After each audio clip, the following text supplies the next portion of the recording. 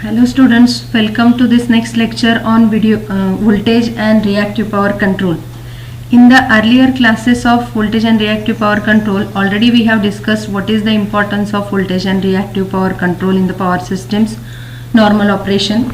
Then further we discussed about which are the important elements of the power system, those contribute into production and absorption of reactive power.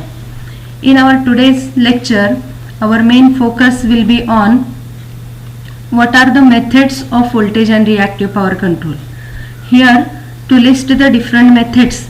Okay, so we can see that there are total 1, 2 and 3 methods, 3 main methods of controlling the voltage on the power system's various parts. Okay, the first method, if we see, the first method is reactive power injection. Okay, so why we are calling this method as injection of reactive power in the power system is, but in this method, by using various components like shunt capacitor, inductor, series capacitor and synchronous condensers. Okay, using these devices, actually we are going to inject the reactive power into the power system wherever we face the problem of voltage fluctuation. Okay, so as just now I told, in the reactive power injection, the first method is injecting the reactive power using the shunt compensator. Okay, it may be a capacitor or inductor. The second method is using the series capacitor injection of reactive power, and third one is by using the synchronous condenser. So we are going to discuss these 3 methods in detail. Further, the second method of controlling the voltage in the power system is using the transformers. Okay, so regarding transformer, we know that it is a device by virtue of which we can increase or reduce the magnitude of voltage to the various levels. So using the transformer, we can just control the magnitude of voltage in our power system. So we are going to use 3 different types of transformers for controlling the voltage here. The first one is the tap changing transformer, second one is the booster transformer, and third one is the phase shifting transformer. So we'll again see how can we change or control the magnitude of voltage by using these methods. The third method is using the fact controllers. Okay, so this fact controllers are nothing but flexible AC transmission system in which by using various power electronic devices we can have the control in the magnitude of voltage as well as the phase angle of the voltage. Okay, so that is the beauty of fact devices.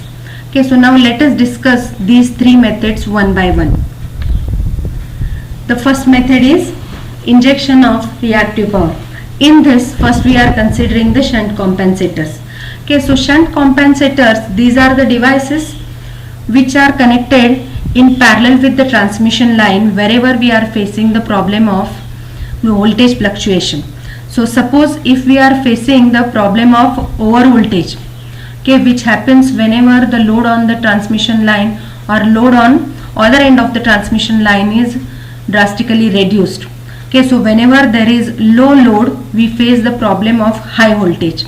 Okay, and this high voltage can be compensated by adding an inductor in a circuit which consumes this excessive reactive power and it brings back the voltage magnitude to the nominal level. So whenever we face the problem of over voltage, we are going to connect an inductor in parallel with the transmission line. Then second problem what we face in the transmission line is of under voltage. Suppose the load suddenly increases. Okay, so in that case we normally face the problem of low voltages. Okay, so whenever we face the problem of low voltage in the transmission line or at that bus bar where we are facing the problem of low voltage, we can connect a capacitor in parallel with that bus bar. Okay, so what this capacitor does there is it can produce the reactive power, so it injects the reactive power into the circuit or it injects the reactive power at that bus bar, and by injecting the reactive power we can have boost in the voltage magnitude, and by this method we can just control our voltage to the nominal value. Okay, so this is the use of this shunt compensators. So here in this picture we can see that this first component is nothing but an inductor which we are connecting in parallel to this bus bar where we are facing the problem of voltage fluctuation. So this second element is nothing but it is a capacitor connected in parallel with the bus bar where we are facing the problem of fluctuation in the voltage. So these components we can use individually, or we can use an inductor plus a capacitor both in parallel with the bus bar where we face the problem of voltage fluctuation.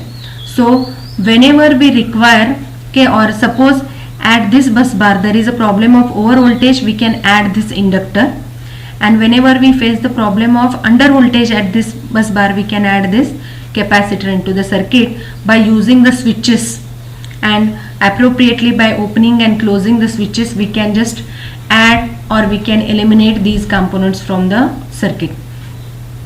In this figure, okay, we can see the transmission line with shunt compensation. Okay, so these are nothing but the shunt compensators, okay, which are connected in parallel with the line where we face the problem of voltage fluctuation. Okay, so this is about the first method. Now in the reactive power injection, the second parameter we use is a series capacitor. Okay, so you can see that this figure, it shows how can we add a series capacitor into our transmission line. Okay, so we can see that here Vs is nothing but a sending end voltage, and at this bus bar we can have a generator connected. Then further we can see XL, which is nothing but the inductive reactance of added inductor. XC is nothing but the capacitive reactance of the added capacitor.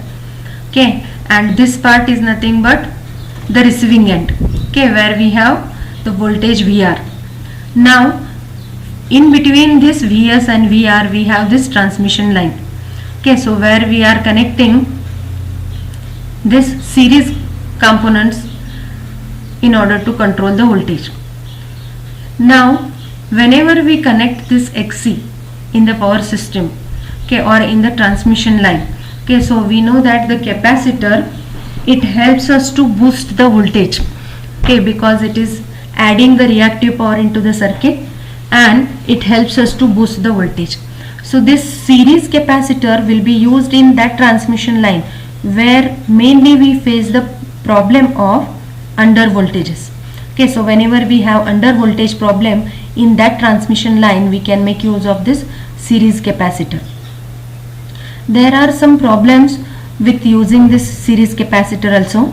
You can see that this is the receiving end and here there is a load connected. Okay, the requirement of this load, current requirement of this load is mentioned as I at an angle -phi. So what happens when we use a series capacitor is whatever load current required, okay, so that load current I, it will be flowing through this transmission line, and here this capacitor, series capacitor, is also coming in series with this transmission line. Therefore this high magnitude of the load current, it has to pass through the element series capacitor, and that may cause damage to this capacitor. Suppose if the load unexpectedly increases, in that case magnitude of this I also increases, and if this magnitude of I increases, that high current will be passing through this series capacitor, and if we allow this high current to pass through this series capacitor, the capacitor may get damaged. So in this case, or whenever we use a series capacitor for controlling our voltage, okay, we must see about the security of the capacitor. Okay, once the capacitor gets damaged, we cannot repair it, we need to directly replace it, and by replacing the capacitor every time whenever there is a problem of high current, okay, it will add to our expenses of the power systems. Okay, so therefore what we can do is, here in parallel with this capacitor, okay, so what we can do, here is we can have one isolator or one line here. Okay, one extra switch we can have which will isolate this capacitor from the circuit. Whenever the current flows, that current should flow through this particular path, isolating the capacitor. Okay, so whenever we don't require the capacitor, we will just route the path of this load current in this fashion, and whenever we require this capacitor to be a part of our transmission line in case of low voltages here, at that time we will just open the switch over here and the current flow will be through capacitor. But always here there will be a risk of carrying high current through the capacitor, which can damage the capacitor and further add to expenses of the power system. So this is about the series capacitor. Next method of injecting the reactive power is use of the synchronous condenser. So here you can see that this is a part of transmission line we have considered. Okay, and in this transmission line we want to add the synchronous condenser. So that synchronous condenser you can see here. This is a synchronous capacitor. Okay, so in the earlier lectures also we have seen that synchronous compensator is nothing but it is a synchronous generator. Okay, so how it can inject the reactive power and how it can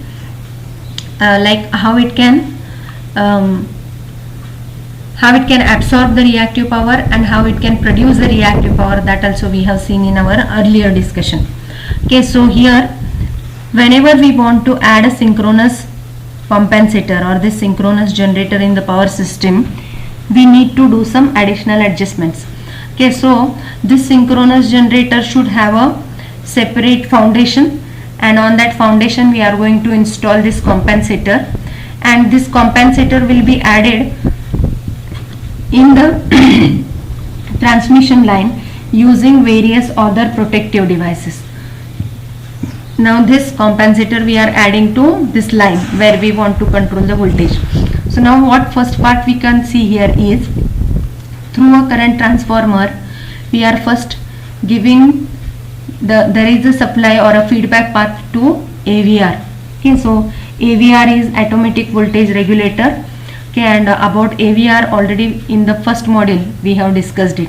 Okay, so automatic voltage regulator is mainly responsible for controlling the magnitude of voltage as well as frequency to the rated value in our power system. Okay, so this AVR is nothing but it will be taking the feedback from the power system and it will just cross check whether the magnitude of voltage and frequency is as per the rated value or not. Okay, so for that purpose it is taking the feedback from here. Then further you can see that this synchronous compensator is connected to a 3-winding transformer here. Okay, to one of the winding we are connecting this synchronous compensator, and further one more winding is connected to this transmission line, and the third winding is connected to the load over here. So through this 3-winding transformer we are adding this synchronous compensator in our circuit. This circuit breaker is for protection of various components connected in this line. Then further from here also we are taking the supply to the AVR, and this will be given through VT here. Okay, so VT or PT, potential transformer. Okay, so it will sense the magnitude of voltage here, and here it will be sensing the magnitude of current. Both these feedbacks will be given to AVR, which further helps us to maintain the voltage to the constant level in the power system. So now like this synchronous condenser is connected into this transmission line. So now how synchronous generator is useful for injection of reactive power. Okay, so if the synchronous generator is operated in overexcited mode, it acts like a capacitor. So whenever this is acting like a capacitor, it will be boosting the voltage level at this particular bus bar.